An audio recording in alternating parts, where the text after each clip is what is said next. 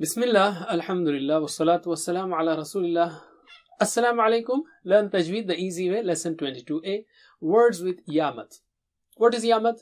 When Ya comes after a Kasra letter, it is called Yamat. For example, me, be, we, fi. The Ya in all of these is Yamat. Remember the three sets before we continue?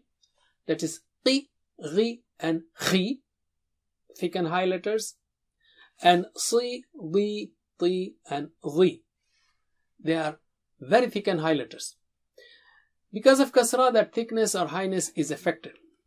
When you have Mad after these letters, still you have that effect there, even though less. So, Qi, Ghi, Khi. So repeat after me. Qi, Ghi, Khi. Qi, Ghi, Khi. Si, Di, Ti, Di. Si, Di, Ti, Di.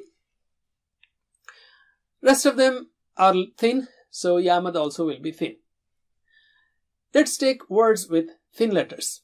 Repeat after me. Fi, Fi, Li, Li, Bani, Bani, Dini, Dini, Fihi, Fihi, Fiha, Fiha, Qila. Here, let us do the syllable TPI. Qila, Qila, Qila, Qila. Akhihi, Akhihi, Akhihi, Akhihi. Balighihi, Balighihi, Balighihi, Balighihi. And with very thick and high letters, we have Sirati. How? Si, Ra, Ti. Si, Ra, Ti.